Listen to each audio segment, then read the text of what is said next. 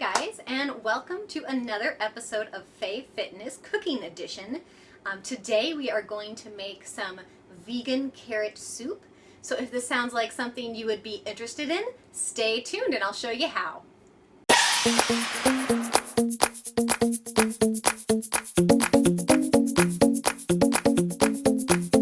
Okay, so for the vegan soup, we're going to need just a few ingredients. First and foremost, a whole heap of carrots, and then you will need 1 onion. We're going to need some kale. I just got some organic stuff from the grocery store. If you don't like kale, you could use maybe cabbage or spinach or anything like that. Then we're going to need some kind of oil. I'm going to use grapeseed oil. Feel free to use olive oil, sesame, or whatever your favorite oil of choice is. We're going to need the juice of 1 lemon. If you don't have fresh, you can always use the concentrate kind, but whenever possible, I do recommend getting your ingredients from as fresh a source as possible. We're going to need salt and pepper. We're going to need some chopped garlic or fresh garlic that you've chopped up.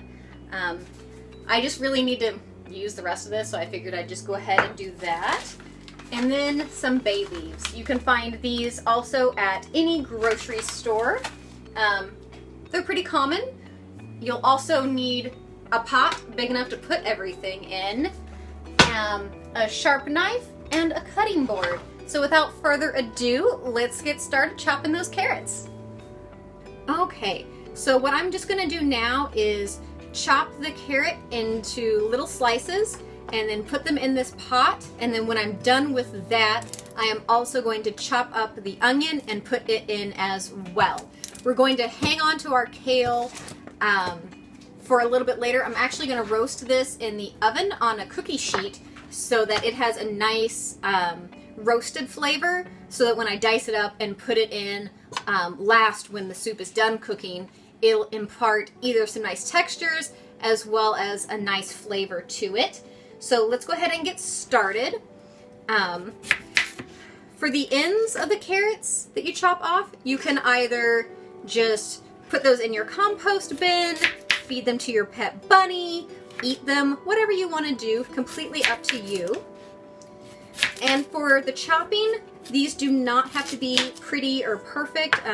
As you can tell, when I chop these up, we have some varying sizes here, but that's completely fine because we're going to blend the soup once it's done cooking. I actually have both a blender and a blending stick, so you can use whichever one suits your fancy to make that process easier so that we get a nice creamy texture from the carrots. So when I'm done chopping these and have everything in here, I will come back and show you how we're going to chop this onion. So for the onion, what we're going to want to do is cut the tip of it off, but leave this root in because that's going to be really valuable for us here in a second. So set the onion on the top that you just cut off, and we're going to chop this puppy in half. So what you're going to be left with is part of the root end, all this skin, which will peel off in a second, and then the bottom. And we're going to have that for both sides. All right, so then we can just peel off the skin. Easy peasy. Best part of peeling the onion like this, it makes it super simple to get all that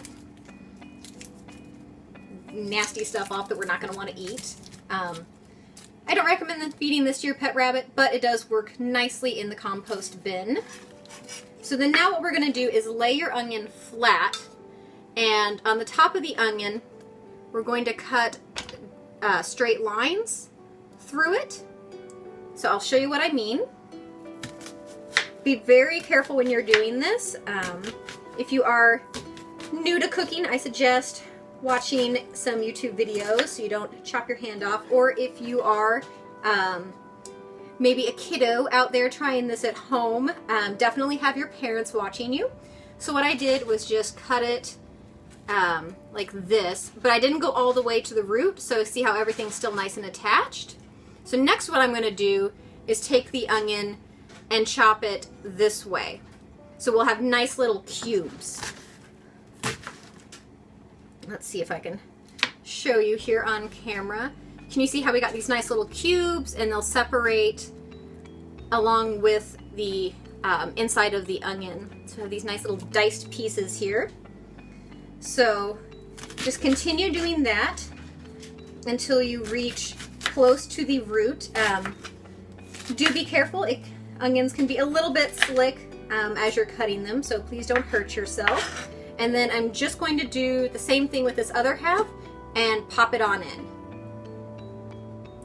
So next what we're going to want to do is put 4 cups of water into our soup.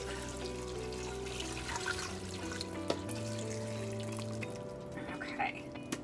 And once that is in, we will add some garlic. This is just to taste. I really like garlic, so I'm going to put probably the equivalent of 2 cloves in there. Then we're going to add some grapeseed oil, or again, oil of your choosing. I just normally do between 1/8 to 1/4 cup. We're going to salt and pepper to taste, so if you like things extra peppery, extra salty, just go for it. I wouldn't go too wild here, because after it cooks for a little bit, we're going to want to taste it and just see how these flavors are developing. However, if you know that you really like a lot of salt or whatnot, feel free to go for it. And then I'm going to put 2 bay leaves in our soup. Let's give it a nice cover. Turn it on some, I'd say, medium-high heat. And we're just gonna forget about this for about half an hour, 45 minutes, and then we'll come back and check on it. So it's been 45 minutes and our soup is done. Everything inside is nice and tender. So what I'm gonna do now is use my little stick blender to stick it in the soup, mix everything up, and then once everything is nice and mixed together, I will be right back to show you what the finished product actually looks like. So here is what the finished consistency of the soup will look like when you're done.